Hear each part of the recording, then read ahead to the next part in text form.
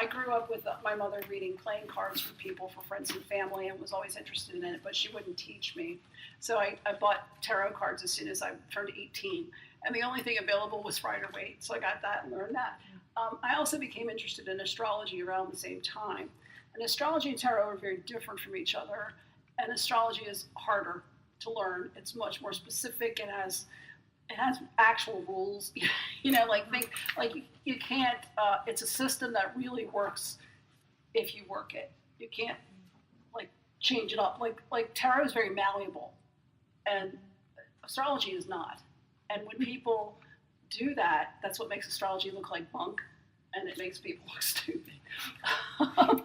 And I got really frustrated with reading posts of saying, the chariot is Cancer. It's like, no, it's not. It's nothing like the sign of Cancer. So really, like Mary said, this was sort of the Mythbusters edition of astrology and tarot. So that's the spoiler. The thing is that people naturally like correspondences. You want to know, you want to focus more clearly or know a topic well, so you think this goes with this, this means this, and when you get into the occult or any kind of magical stuff, it's even more so. And there are books. There's like a book called The Magician's Companion that's like compares every system there is. It's got everything in it. It's like this thick. And it's also got some mistakes in it, by the way. I've had it for years and was looking at it today, and it said that a tarot deck has 72 cards. I thought, I got that wrong. One of the examples that I like is the Prayers from the Picatrix, which is an 11th century book that was translated from the Arabic. And it's about planetary magic, which is based in astrology, of course. And they talk about, let's say it's to the moon. They say the moon in every language that's available to them. And they tell you, wear this color, do this sigil, burn this incense, because that all goes with the moon. And you want the moon's attention. You don't want to take any chance that somebody else is going to pay attention instead, I guess. So it's really normal to want to do that. And so when you're using any kind of divination, and I think you can use anything for divination. Tarot is great, but I always say you can use chicken guts. You can use anything, because it's about focus and intention and applying meaning. But with astrology, the meaning is there. It's been around since I think the oldest texts that I've seen translated were 400 BC, George? They're from BC anyway. George and I recorded Project Hindsight, the first conclave, which is about ancient astrology. And it had Robert Hand and Robert Zoller and other astrologers, really well-known astrologers. And that was in the mid-90s.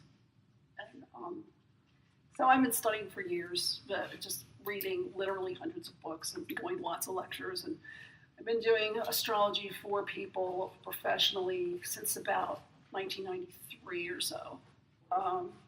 I do natal charts and transits and relationship charts. And transits is what everybody thinks they want, but really the more useful stuff, in my opinion, is to know your personal chart, because it really gives you insight into yourself.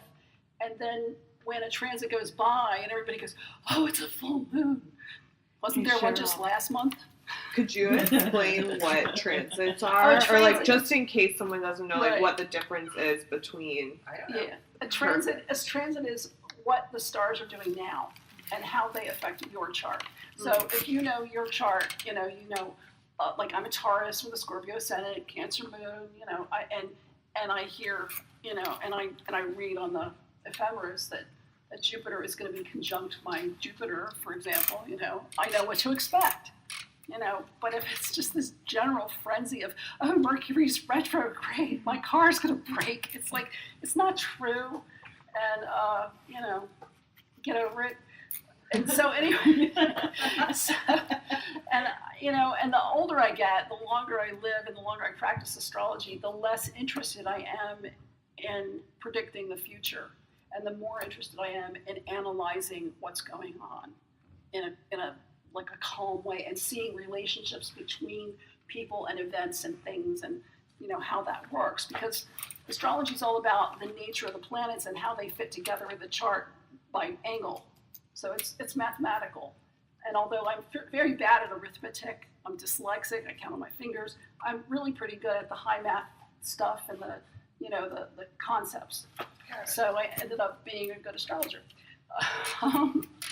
Anyway,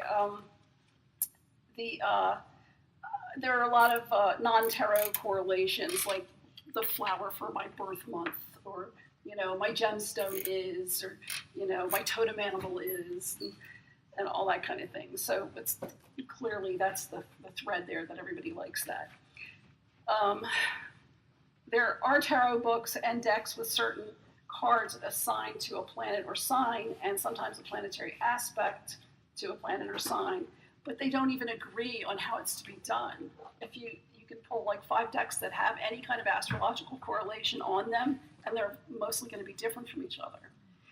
And there are, the problem with that is that astrology and tarot don't really fit together. Astrology is over 2,000 years old, has 12 signs. The signs serve as a background for the planets, and they show the capacity in which the planets are working. The planets represent patterns of predispositions and reactions in an astrological chart. The planets are connected by aspects, the angles between the planets. The circle of the zodiac is in 12 sections, which are houses, and each house represents a specific area of life. Like the first house is house of self, second is money, and that kind of thing. I'll give you a handout in a minute, and it'll be more clear. The 12 signs of the zodiac represent 12 successive stages of development, and their nature is very different from the planets, which are expressing energies and desires. The planets initiate action, the signs in the houses do not. So there are smaller numbers in astrology, but they're all based in 12. There's day and night, there's 3 modalities, 4 elements, that kind of thing. And I'm talking about Western astrology, not Chinese astrology, but they're shockingly similar, actually. Although Chinese astrology seems to be based on Jupiter, which is a 12-year cycle. If I sound like I'm talking gibberish, just ask me and I'll explain it. So there's 12s everywhere. There's 12 days of Christmas, 12 months a year, 12 numbers on the clock, 12 buttons on your phone. There's lots of 12s. None of them are in tarot. Like, the numbers don't match. Now I'll do the first handout. Oh, I forgot the first handout. The first handout is just words that don't translate into English very well, because that kind of gives you the idea. And then the second one has actual information in it. It's brief meanings of the signs and the planets. Thank you.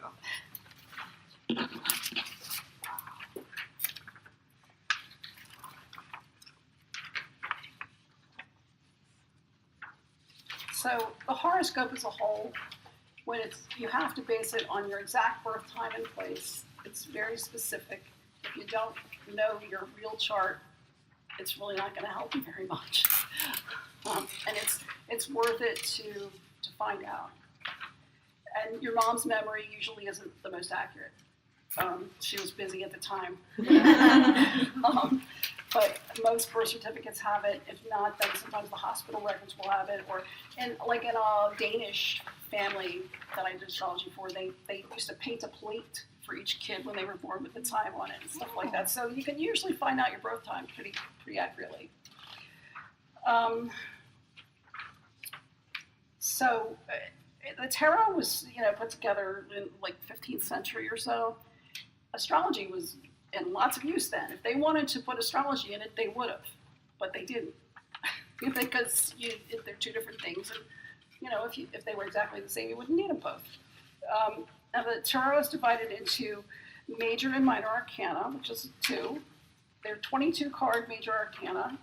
That represents our inner dynamics and processes, and the minor arcana reveal how these processes are working out from day to day.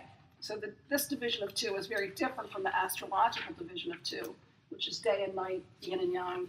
It's masculine, feminine, that kind of thing. But the tarot division of 2 is nothing like that. It's not even equal. 22 and 56, right? The minor arcana is divided into 4 sets, the 4 suits, each of which reflects a specific aspect of human life. I think these do correlate nicely to the 4 elements that I use in astrology because of action, emotion, thought, and the material. And on my deck, I did put the elemental sign symbols. I think that's the only area that really crosses over very well. So action is Fire, wands. Wands. Emotion is cups. Yeah. Water. Yep. Swords is the Swords air, is thought. Thought. And pentacles is Pentacles the material. Oh, Yeah, earth, yep. So then each suit's divided into 10 number cards and 4 court cards, and each of these have their own meaning. So there's 78 cards total, with the 22 major arcana and 56 minors. So this is so different in a way of organizing things than astrology. It's a different system. And almost any system will work if you work it. But when you deviate too much, it doesn't work anymore. It falls apart. So I'm just repeating myself here. It's like languages that don't translate directly from one to the other. And like I said, a lot of designers of tarot decks and books on tarot don't make direct correlations, but a lot of them do, and they don't agree. There's the systems that I've seen used are the Kabbalah or Tree of Life method, and that's the only one that seems like it makes some sense because it's the number 22. But I don't study the Kabbalah. And I can't teach anything about it because I don't really know what I'm talking about if I do.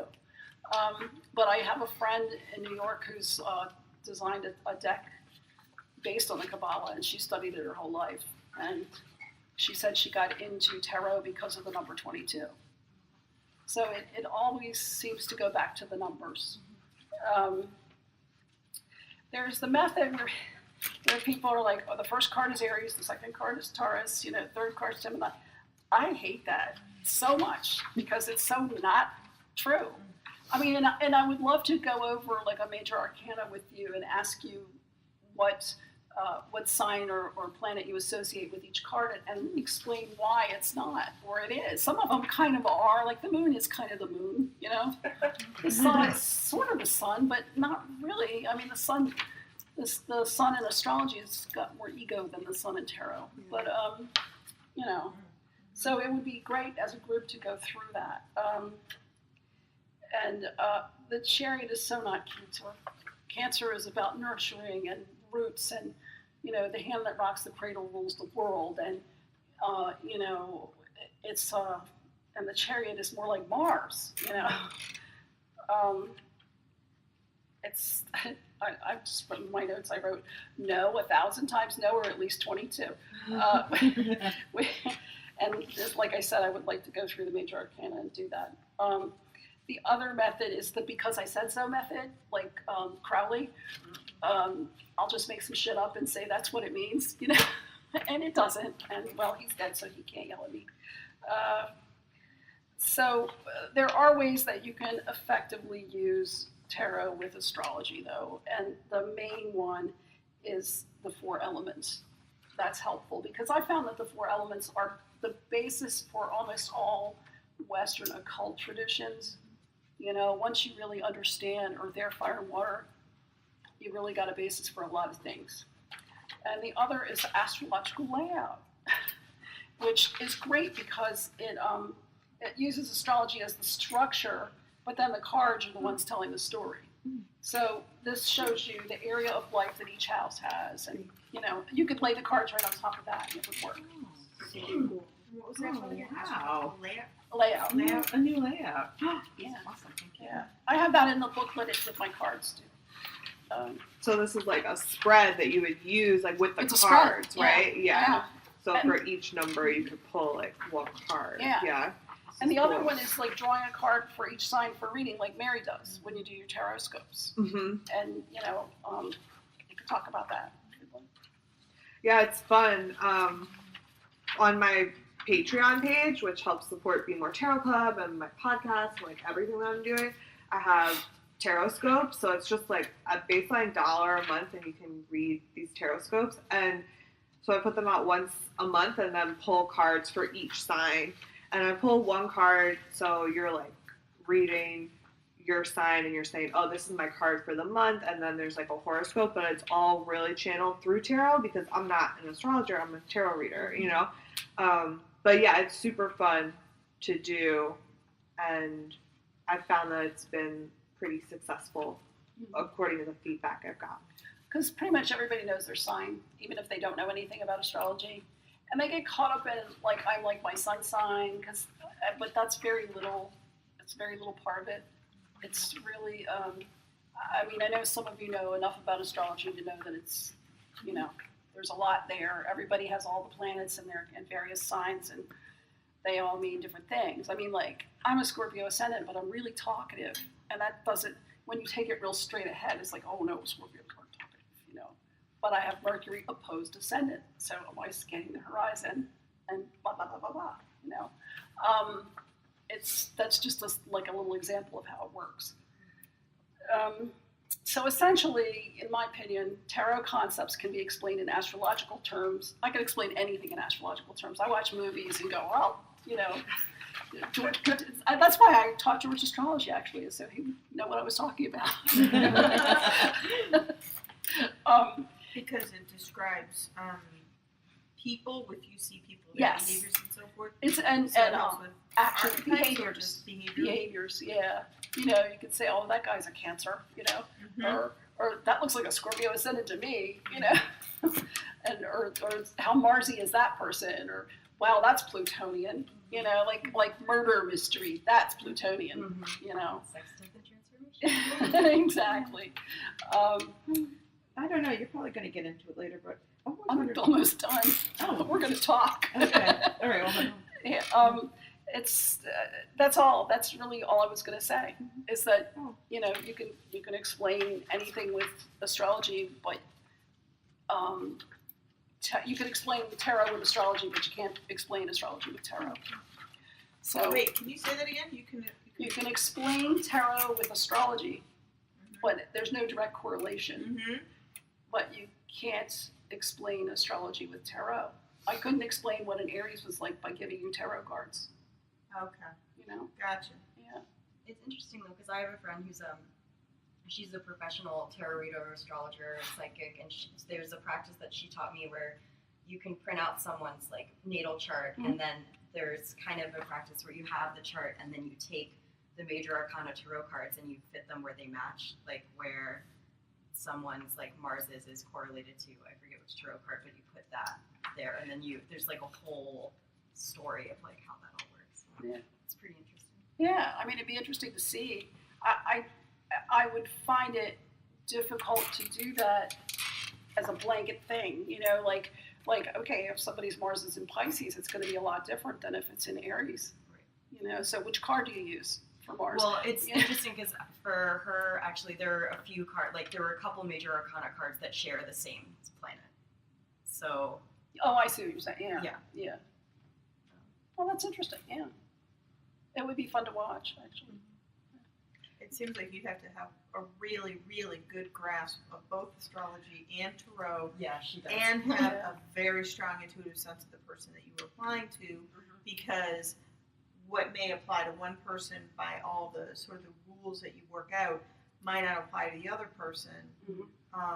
So you have to have that undergirding third, you know, intuitive piece.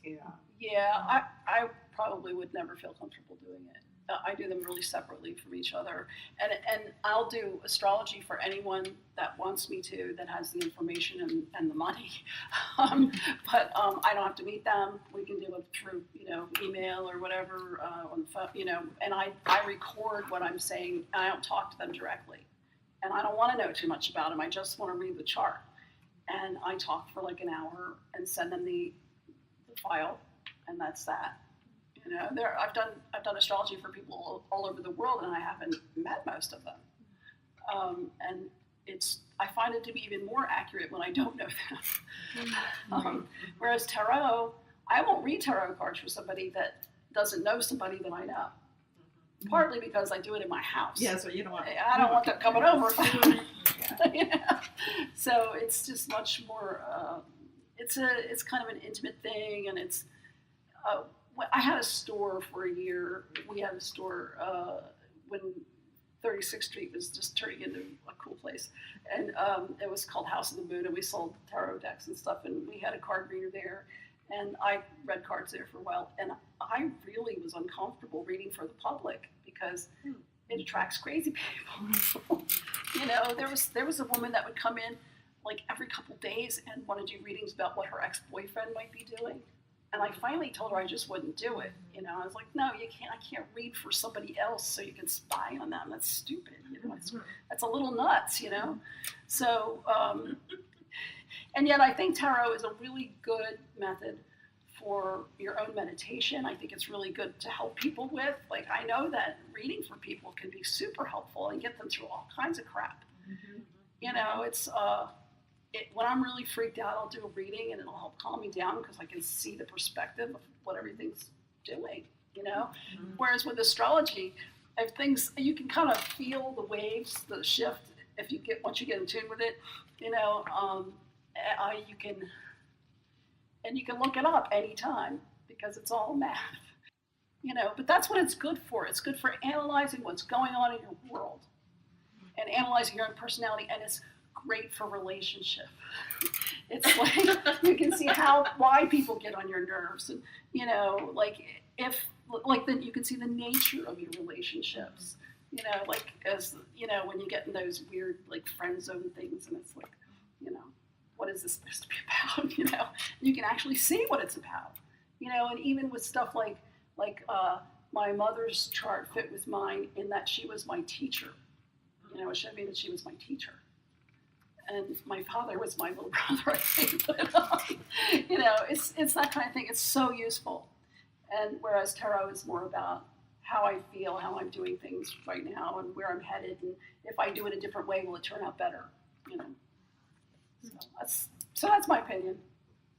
So I want to hear your opinion. And we can go over cards if you want to. Like if anybody has cards that, you know. I'm going to ask you, and this is something I was never really clear on, is that, you know, most of us know what our sun sign, our moon sign, our ascendant. What does aspect of each of our personalities do those three things control? Your ascendant is like a filter that you see the world through and the world sees you through. Mm-hmm. And it's funny because children live more through their ascendant and adults get more into their sun sign. Mm-hmm. And it affects everything. It's like if you put a red filter on your camera and everything turned red, you know. Your ascendant is Leo? It's Aquarius. It's Aquarius. My moon's in Leo. Your moon's in Leo. I knew you had something in Leo. Yeah, so it gives you kind of your face that you show the outside world. And like your midheaven is your public reputation, your career, you know, how you work hard to get some social power or, you know, career power. Your sun is your basic life force, your ego.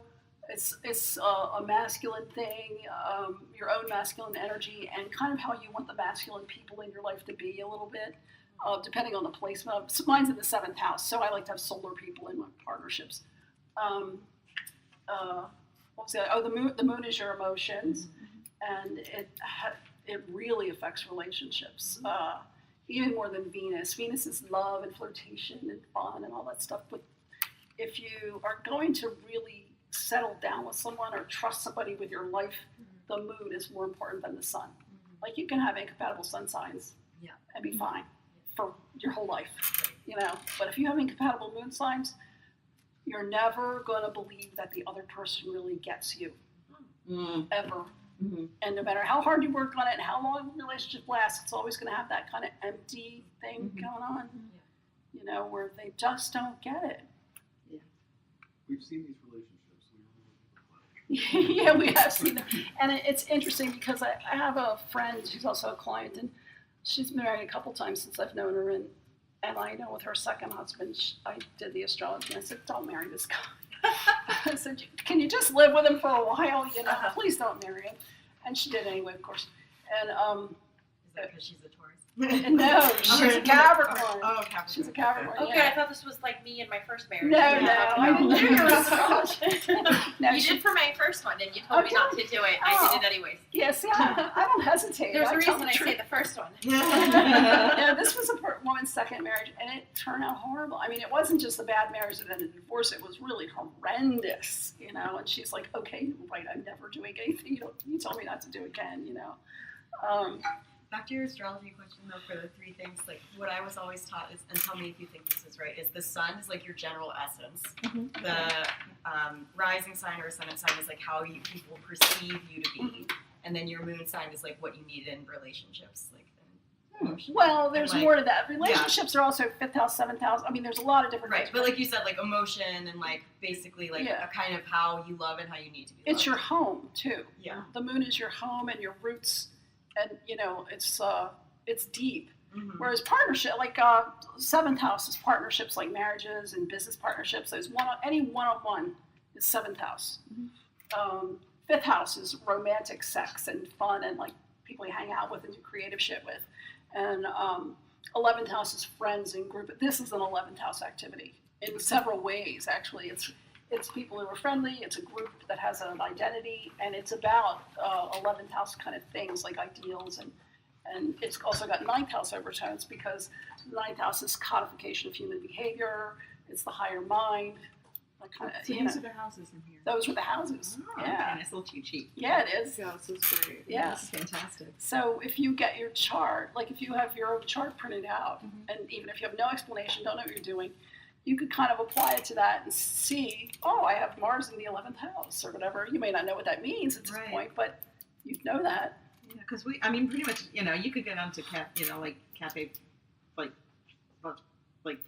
I don't know what the website is. Cafe but astrology. That's it, yeah. Yeah. And you Yeah. can just plug in your the time of day. Astro.com is the one. Yeah, That's and the best one. Plug in the time, where you were born, the Yeah. time of day, and it'll Yeah. just spit out Yeah. all this information. They send it to Astro.com. Yeah. Mhm. Is Astro.com the same as Astrodeist?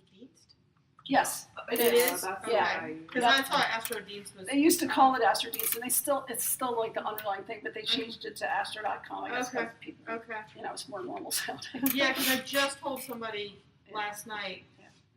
pull up this website and look at it, because they started, so where they were talking at this thing over at the Movement Lab we went to, and they were talking about sun signs and all this, and I'm like, well, do you know what your ascendant and your moon? They're like, oh, you're an astrologer. What does all this mean? I'm like, no. I'm not an astrologer. I just play one on TV. Yeah.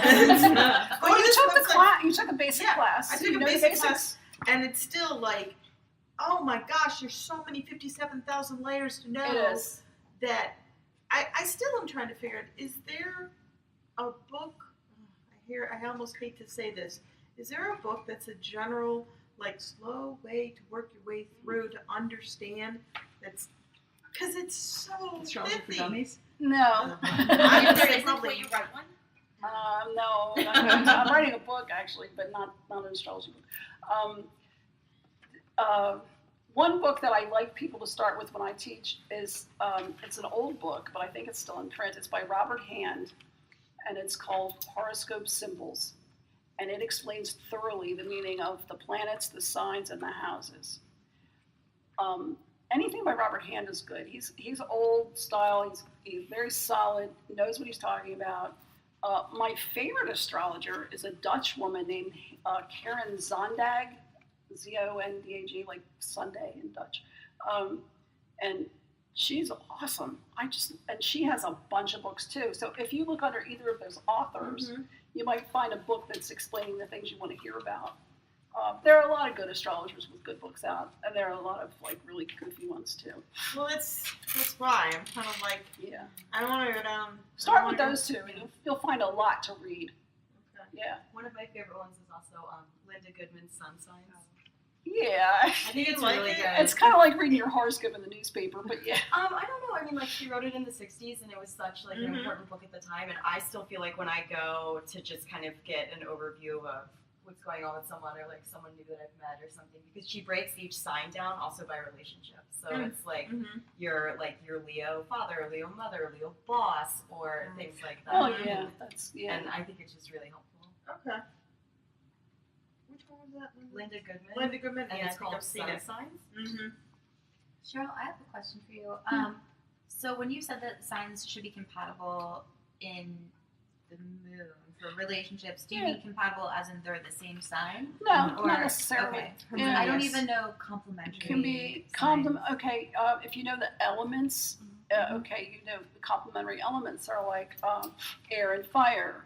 Fire will, get If you think science-wise, hooked up. oxygen. Yeah, Okay. exactly. Or earth and water, or 2 water moons, or 2 fire moons, or 2 air. But you don't really want like a water moon and an air moon, because air moon is air's thought and analysis and stuff. And so people with an air moon are analyzing their feelings all the time. They really have a hard time telling the difference between their feelings and their thoughts. And so if they're with a person with a water moon who's got all this like deep emotional stuff going on all the time, George and I both have Cancer moons, so I know about that stuff. 2 water moons will fight in the kitchen. Because it's Cancer, because you cook and all that stuff, you do that nurturing stuff. But yeah, that's what I mean. And by aspect, it's even better because you can have. And it's funny because oppositions are a hard aspect within a chart, in your own chart, but in a relationship, they're quite good most of the time. Think of it like this. You have 2 people, each one of them has a moon, right? If they're completely unaspected, they're unaspected. There's no chemistry between these 2 moons. Whereas if they're trine, they're in the same element and they're working together right off the bat. They have harmony. Or sextile would be harmonious elements and real easy, very easy, natural.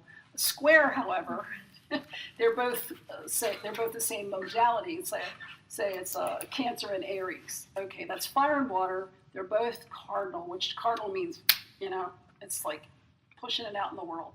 So they're both, they're going in different directions or butting heads all the time. So the aspect is how 2 signs relate, or how 2 planets relate. 2 planets. 2 planets. Yeah, And but so they're in a sign, so it's okay. Yeah. So any relationship is an aspect, and then is that true? well, some things just aren't aspected. When is something not aspected? The aspects are based on the angle. Okay. Like a 90-degree aspect is a square. Okay. A 180-degree aspect is the opposition. Okay. A conjunction is like within like 8-10 degrees, depending on the planet. Okay. So they're next to each other. Okay. So if they're not one of those 3, then it's unaspected. Well, no, there's other aspects. There's I thought it was Divisor. With aspects, the key is the divisor, Yeah. not the angle. Yeah. So Well, the divisor has if you to start create with a the angle. small divisor, then you have an important aspect. As you increase the number of the divisor, you're getting to smaller, more acute angles that mean less. 1/12 is not as important as 1/2. Well, and also 1/12 is a 30-degree angle, so and it's a little bit abrasive. But you you can know. do this with any number, Yeah. 1/13, 1/15, Okay. 64. Now, some things can be squared, and it's not a bad thing in a relationship, particularly because a square is a really active thing. Whereas an opposition will freeze something, you get like bunny rabbit fear, But a square is like, if you're sitting at a table with someone and they're sitting opposite you, you might get in a staring contest. But if they're sitting here, you're going to talk.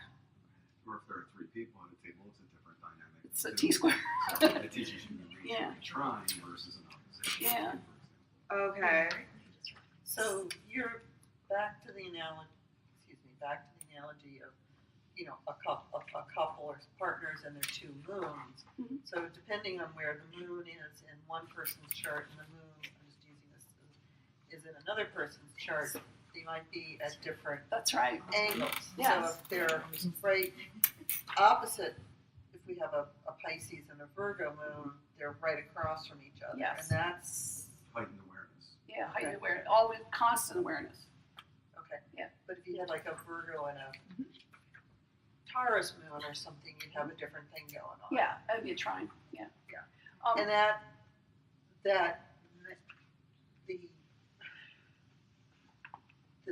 the angles, the shape, or the angles there defines the shape of the relationship. Yes. Yeah, kind of. Yeah. But Yeah. it's all the planets in both people's charts. And Yeah, and for so example, you can have your Sagittarius moon in your second house, but it's going to hit your partner, if he has a different ascendant than you, it's going to be in, say, his 6th house or something. So, yeah. So how do you resolve the situation with this trying to work out the sign of one of your partners for their moon if they don't really know the time they were born? That's That's the problem. tough. Yeah. It's a very Maybe tough. It's yeah. hard with the ascendant. It's really Yes. hard with the ascendant, Yes. but If their moon's cuspy, it's going to be. Now, how often does, how to the minute do you need to have it? As close as you can get it. pretty minute. It changes every 2 minutes. I mean, it Oh, so changes like a degree, I think. Oh, every wow. 2, yeah, pretty close. You know, if you have it within like 10, 20 minutes, I can kind of gauge it, but I can't promise that it's going to be as exact, as correct as if you really have it. Because your house cusps are going to wiggle. You know, your ascendant is so important in your midheaven. It sets up the whole chart. So, yeah. And then, well, this is more complicated stuff, but there are different house systems. So the ascendant, descendant, midheaven, and IC are always going to be the same no matter what house system you use. But some house systems will have equal house, like everyone is 30 degrees neatly. Some are more based on like Placidus or Coke or something. They'll have different sizes depending on the time of year where you were. And different astrologers like different ones. I use different house systems depending on what the person wants to know about. When it comes to like career and that kind of thing, I use equal house system. When it comes to relationships, I usually rock them back and forth. Actually, I'll do a couple on each person and figure out what works the best, because you want it to be good, you know. And usually I'll explain to the person what's going on. And some people's charts are very cuspy, like they got stuff on 0, they got stuff at 29 and a half, they got, you know, all over the place. And you're kind of like going, oh God, I hope it's really where they said, you know, I hope they were really born that time, you know. But other people, their charts are very definitive looking, you know, you got, you know, a planet in the middle of this house and a planet in the middle of this house. And it's funny because you can really tell that in a person's personality. You know, I think you can see it. And it's, for me, it's really helpful. It helps me be more tolerant of people.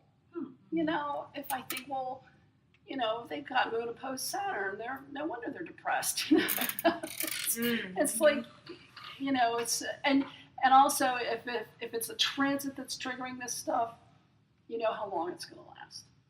You know, it's like, oh, your Saturn return, well, it's going to be over when you're 30, so, you know, just bear with it, you know, you'll live.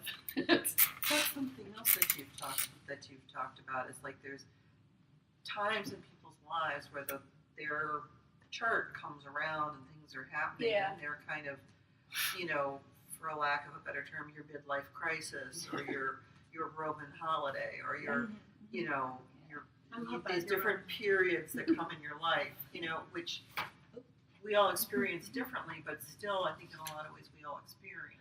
We do, and it's because each planet has a cycle. Like Mars goes around the whole loop every 2 years. You know, the sun goes once a year. The moon goes once a month. You know, Saturn goes once every 28 and a half years. Pluto is like beyond your lifetime. I forgot how many. It's, you know, like 100. I don't know. Uranus is 83. You know, so the inner planets are the personality planets. That would be the Sun, Moon, Mercury, Venus, Mars, and to some extent Jupiter, because that stays for a year in one sign. But the outer planets are generational things, and that's why everybody your age has certain things in common with you. And that also explains why some generations get along with other generations better, because their outer planets are more compatible. You know, it's like, why I love my grandmother, but I can't stand my father, you know, that kind of stuff. They say it skips a generation. Yeah, it kind of does, because depending on how fast you have babies, you And know. the speed of the planet in question. Yeah, exactly. And then also in families, you inherit astrology. It's, you know, you may all have different sun signs, but I mean, I've been looking back at my family, and they all have Pluto square Mars, all of them. Really? Yeah, in my father's side. I got it from my father. And and it's funny because that's considered a very difficult aspect, but it also gives you a lot of strength and makes you able to do things that are kind of extraordinary when you put your mind I just found a relative from the 1800s that has my birthday, and he also had the Pluto square Mars and a lot of the same astrological stuff. And he was a really extraordinary guy, and that's who I'm writing the book about. But yeah, so I've seen families where like they all have some kind of Uranus aspect to their moon, which Uranus moon aspects imply that the mother is unusual. Sometimes batshit crazy, sometimes just odd and smart, things like that. I think it's fascinating, but it does take a long time to learn it and be good at it. It takes a lot of practice. So I think what you were asking about, Paula, was the eras that Cheryl sometimes mentioned that everybody experiences. There are, in a sense, two different types of transits all coming out of the same set of movements. One is the transits that you're sort of born to have based on the time that you're born and how the planet speeds will create aspects according to your karma that you jump into the cycle with. The other one are based on the speeds of the planets themselves, in that we all will experience them based on their rotational speeds. For example, like every 12 years, you will have a Jupiter return. Right. Yeah. No, Cheryl and I were talking, Yeah. like, well, you're due for When you your. get into your early 40s, you're going to have a Neptune square. When you meet somebody that's Your going, Neptune square is in one set of signs, and somebody else's is in another set of signs and houses, and so each person will experience that midlife crisis at 40-something in a different way. Like when I meet somebody and they're like, oh my God, I want to quit my job. I've been there 20 years and I want a totally new career and I'm ready to get divorced and all this stuff. And I would say, how old are you? And they go, 42. I'm a Neptune square. And it's like, that's the road not traveled, So there are certain, or the Saturn return when you're 28 and you're like, oh, fuck. Can I ask you about that? I Sure. just learned about it, Yeah. and I think it was one of my girlfriend's ways of trying to be like, it's okay, it's just Saturn's return. Yeah. And just tell me more, because I Well, Saturn is he's the old man with the long white beard. He's a rat bastard It sometimes. can be, but he's also, well, here's an example, a kind of a pop culture example, is that all the way, the build up to Christmas is all Jupiter, it's all Sagittarius. It's like, hey, party lights, blah, blah, blah. Okay, the guy that actually brings the presents is Saturn, because it turns into Capricorn right before Christmas. And okay, so Saturn wants you to work really hard and not have a lot of fun and be very disciplined. And then you get lasting rewards for the things you did right. If you didn't do them right, you're going to get fucked. And so the Saturn return Saturn is in your chart when you're born somewhere. It comes back to where it was. So you've lived one complete Saturn cycle. Now Saturn's so important because in the ancients, that's as far as they could see. There were 7 planets because that's how many you could see without, lenses. So you're getting, when you have your first Saturn return, you get to see the things you did that worked and the things you did that didn't work as you were trying to become a complete adult. It's really, that's when you become an adult. It's not 18, it's not 21. It's like 28 and a half or so.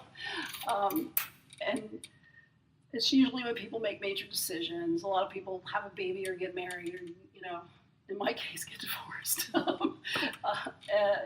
They quit school, go to school, they do major shit because it's all coming down real hard on them. It makes you get serious. It's when shit gets real. It's when shit gets real Okay. because Saturn is temporary. Saturn rules time, and Saturn and the Moon together rule time. And so it's really about your life on Earth and the things you create and the things, the situations you get yourself in and how you're going to deal with them. And that's why it sucks. What about the second return? Second return, I lived through that too. It's the same. It's the same thing, only it's sort of Saturn return light. It's for some people. It's major. Like.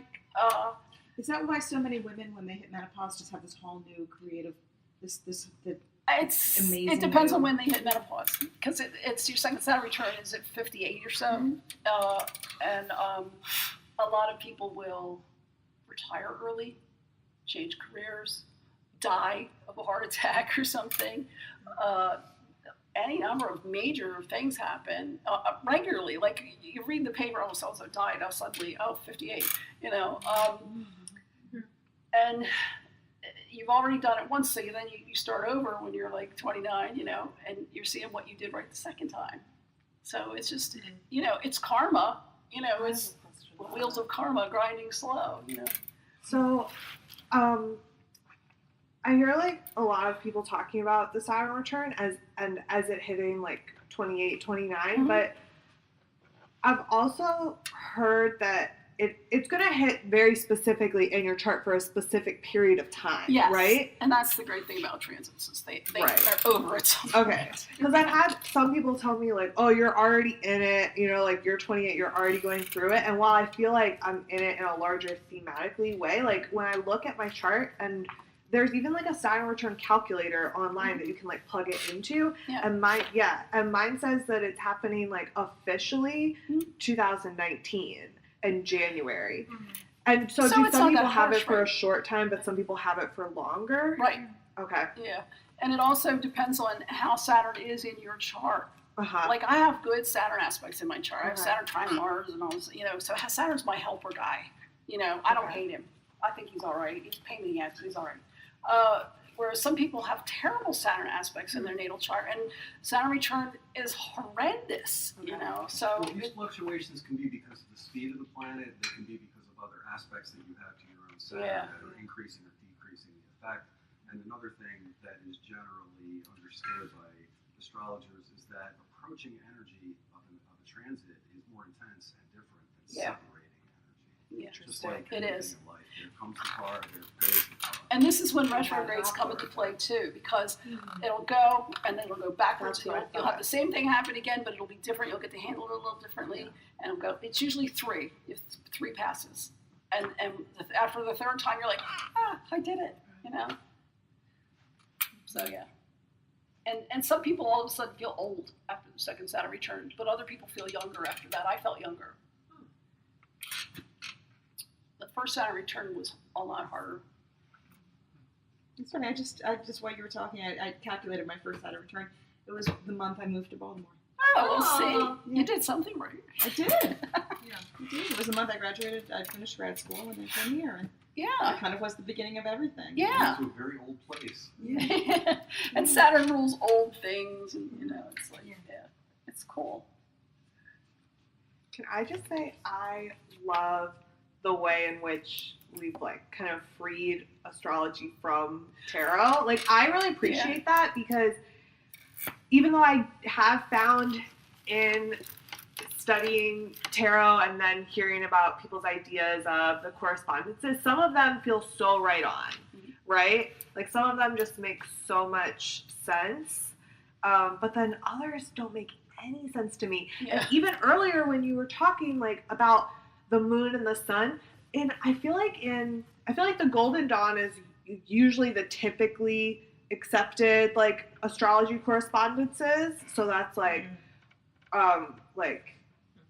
20th century occultism, and they've set it up so it's like if you were reading this is the official one, it's probably coming from them. Yeah. But although there are other ideas, but like for them, in the Golden Dawn system, the moon isn't even corresponded to the moon. It's corresponded to Pisces, and then the High Priestess is connected to the moon, which like does make sense to me. But also, how are you going to say these two things are related, and then the moon card doesn't equal the moon? Like that's just to me like exalted or in its rulership. Right. The moon is exalted in Taurus, but What does that mean? Exalted? It means it's real happy there. Oh, okay. It's real easy for it to work in that element. All the planets have rulership over signs and exaltation. Yeah. And Wait. They have rulership and exaltation? Yeah. What does that mean? For example, the moon's natural rulership is over the sign of Cancer, but it's exalted in Taurus. Oh, And frankly, I think Taurus moons are easier for people. I've seen a Taurus moon save a bad chart. Somebody that has a really chart that looks very difficult to live with, and they have a Taurus moon, and it's just all cool because the moon is so happy, and the moon is so important. So the sun's okay anywhere.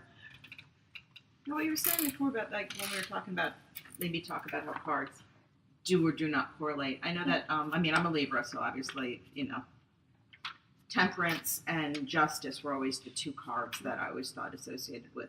Yeah, I kind of associate Libra with justice. Well, there's the What card would you associate with Cancer? Or cards? The moon card, actually. Right? Yeah, because Somewhat. there's a crab right Yeah. on that card. No, Yeah, there's crawfish. yeah, with the moon, most likely. Yeah. God, the chariot, right? But there's It's four always been moons on so the high priestess. confusing. The chariot's Mars. I mean, It's Mars. It's Mars. Yeah. It's very Marsy. I mean, when I was picking my model, I picked each model from my Aries. deck based on how I felt they projected the characters, you know. I picked Lydia, her daughter Lydia, for the moon because although she is a Gemini, she's a Cancer rising with a Cancer moon right on the ascendant. And she really projected that. Can we see the card today? She really projected the image of the moon, you know. I could even see the chariot as being connected to Sagittarius in some ways It could too. be, yeah. It's. I don't think Is any. all the wanderlust that Sagittarians have. Totally, Yeah, the yeah, travel vibe. Yes, It's like go out absolutely. there, moving forward. Even though I love temperance, and I'm a heavy Sagittarius, so I'm in my moon and my rising, so I connect a lot to Sagittarius. So I love the card temperance, and I love the idea of them being connected. Lydia as the moon. So good. Her face is in the moon, and it's her, and she's got eyeballs in her hands. Oh, Magic like realism. like St. Lucie. Yeah.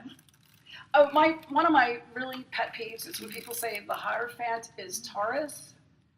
It's like, dude, this is about the higher mind and spirituality. Taurus is about dirt, you know? Like, and I'm saying that as a Taurus. So, like, I really like, Taurus is about, here's the table, here's the floor, you know? It's not about, I'm connected to the spirit, you know? What was the higher? Taurus being strength.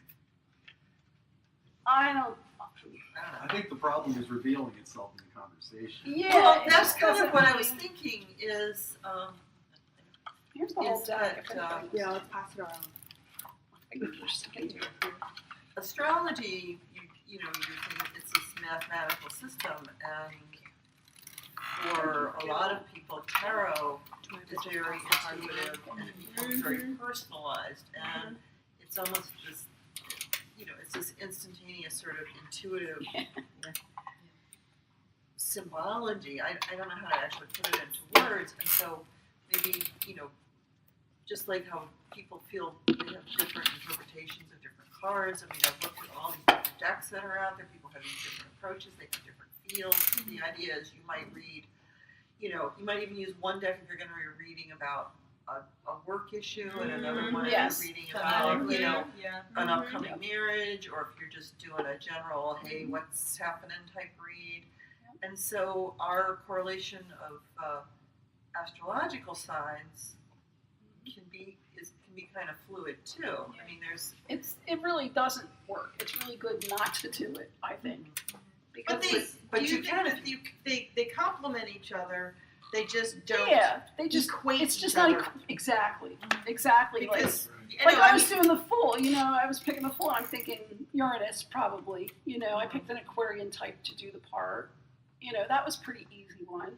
And then you think, well, Magician, is that Aries? Maybe, but the Magician's working with all the elements and really creating all this major shit. And that's Aries isn't that patient, you know? It's like, you know. Tarot is a granular system made of little particles, you Yeah. know, whereas astrology is a fluid occurrence that is happening around us. It's not really broken up in little fractions, and it's like a paintbrush. It's always moving. All we're doing is jumping into the stream and measuring it. You know, So it's- tarot it's is the not- particle, and astrology is the wave.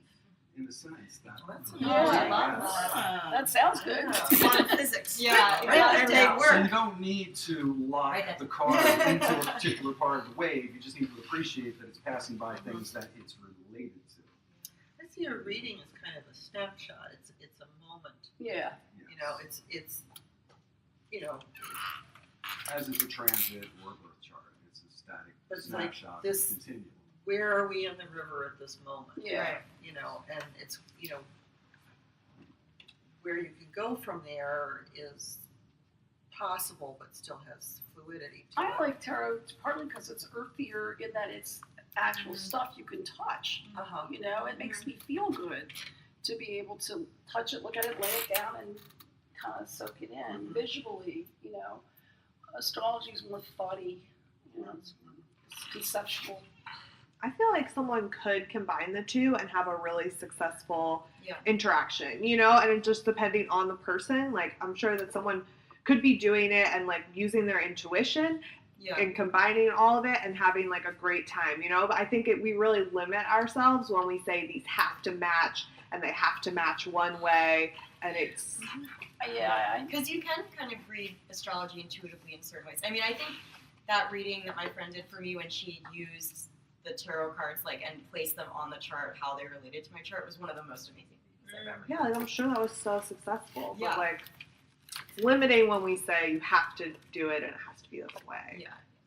So one of the ladies who was an elder in the tradition, who was both a master astrologer and a master tarot reader, and what she would do as part of her reading, the tarot card that she had, now this was her system, she assigned a tarot card to, and that was always your significator, because everything radiated My out mother from did it that way. So you always so she would say, and I realized now talking about it that I'm like, oh, maybe that isn't right. So she's like, so I think for me as a Capricorn, the devil would always be down there in the center. Yeah. Wow. Would always be down in the center as the significator, and then The the devil rest has of the reading Capricorn qualities. would Yeah, have because it's that around bondage it. to the material. And also She the wants control and Yeah. obsession and perfectionism in some ways. But it's funny Yeah. because it was always like, Exactly. but now that I understand that, because I was always like, I don't want to see the devil every time you want to read my cards. Right. My mother read cards with playing cards, Yeah. and she would always have the same. She would pick it by your coloring. Really? Well, that's Like, she always thought I was the queen of clubs because I had dark hair and light skin. I know people who pick your sleeping fire based on your color. Yeah. I think that might be an old way, because Cersei used to do the same thing. There would always be something. There were certain cards, even in the tarot deck, that were always, a dark woman of middle age, or a light woman with dark hair. My mother would say it like that, so Yeah. she'd go, a light man within 7 will, Right. journey within 3, kind of Yeah. stuff. And Waite wrote about that in his book for Yeah. the tarot. That's a Yeah. real old school way of Yeah, it doing really is, yeah. Yeah. I don't use significators very often. I used to. And I'm getting away from that too. Yeah, I would do it by astrology partly, actually. Like if you're fiery, but okay, for example, I got very fiery redheads to play all my wand court cards. But none of them are fire sun signs. They're all fire moon signs. So I would look at, I would have picked the Queen of Wands for Linda. I am the Queen of Wands, yeah. Yeah. No, she's fire Fire moon. Fire moon, Yeah. yeah. But, with being a Libra sun, other people would have picked swords, Do you ascribe any extra special significance if a moon and a rising sign are the same? Well, it intensifies that energy, sure. My moon and rising. Is it possible Yeah. for all What three are to be the same? Scorpio. Has that Oh, ever I'm a happened? Gemini double Scorpio. Oh, yeah, that's cool. No, I don't know your rising sign. I have a feeling it might be Scorpio, actually. I have no idea. Yeah. It was pre-children, which is my chart. I never identified. My sun sign is Aries, and I never felt Like an Aries. like an Aries. And then I think it was probably about a year ago, I just randomly met this girl in Brooklyn, and she did my chart, and both my moon and rising are Libra, and it made me feel much more. You look like a Libra. Thank you. People usually look like their rising When sign. things aren't fair, it's just I can't deal with that. Yeah. So That's funny, and I'm a the Libra. I'm like, world makes sense. the world turns. It's comes funny. around, goes around. Your rising sign has a lot to do with what you look like. Interestingly, like Cancer as a rising sign is an interesting one because you either tend to look like the moon, like very round, and or sometimes they're the Cancers with the pockmarked faces. They really look like the moon, But the other thing is Cancer ascendants often look like their moon sign ruler. like a Cancer ascendant with an Aries moon will look like an Aries. You know?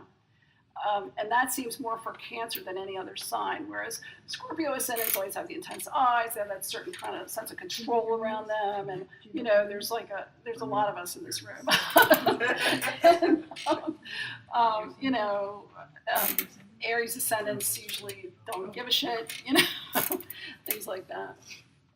It's fascinating to me. I never stop being interested in it, and I've been doing it for many years. I can't add right now. Yeah. So does that Robert Hand book really give you a good sense to try to get a grasp of, like, I just heard you rattle off a bunch of different assignments relating to ascendants, Yeah. and how people, just saying that people tend to look like their rising sign. That's just years of The practice. first house I is the just house read of the practice. self. So if you understand what the first house is, you understand that the self is represented by that house. Yeah. And so their image is going to be very much connected to that first house. If you put planet there, or the ruler of that Yeah, it makes it more, ascendant, yeah. whatever the aspects are to that, if it's hardly aspected, if it has difficult aspects from, so let's say you have an Aries rising and they have terrible aspects from the moon. I would not expect that person to be very attractive because they have difficult aspects from the moon, which is directly their inheritance from their mother of their physical form. So they're not going to be a fashion model, you know. They might have a lot of other really good attributes and not care too much about what people think in the world and just bust Well, around it through depends on anyway. their Venus, But and you know, well, no, I mean, I'm just trying to like bring two factors together Yeah. to show that like this is how things work. It's very much like cooking in the kitchen. You know, I mean, you put these ingredients together. Everybody has all the same planets, but the aspects Yeah. and the houses and the way that they all work together is what determines like what you see, what you get, how they respond, what karma is. you can use flour and butter and sugar and make a lot of different things. Yeah, exactly. Yeah. Well, we've got about just 10 minutes left. So I'm wondering if you want to share where folks can find you, like your Oh. Etsy page. and- I brought cards. Oh, you have cards? Yeah. Amazing. I forgot to get them out. And, I just want to say thanks again to everyone that came. I thought Oh, this was it's nice. so fun. And, next month we'll go back and talk more about the major arcana, which is usually like even more of a group discussion than this was, which this was like such an I think amazing that's group enough. There's discussion. more than even- This is such a great card. Each one has a different picture on it. Ew. There's like 10 different pictures. Oh, you got Ruby. Oh, I yeah. got the mom. She is the most solar thing No, that's my ever. friend. She's not- Oh, I saw Ruby at Macrocat. She just Oh, radiates. incendiary. Yeah. Cool.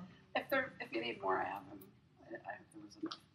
Is anything happening right now astrologically that we should know about? I forgot to look That's okay. Just curious. because stuff for me is pretty calm right now. Yeah, So good. I have all this like long-term shit that's finally coming to fruition. So Yay! yeah, yeah. Well, hopefully. Yeah, we've been doing a basement remodel and it's almost done. Good Yeah. for Yeah. you. Which it's not that exciting, but it's a relief. I'll tell you that. Taking care of home stuff is important. Yeah. Two Cancer moons. I was Yeah, about to two say, kids that's are yeah, big. sorry. Yeah, I'm telling you, and it's plumbing too, which has a lot to it's water. So yeah. Did these go around all? I didn't get any. Oh, sorry. There's more. Okay.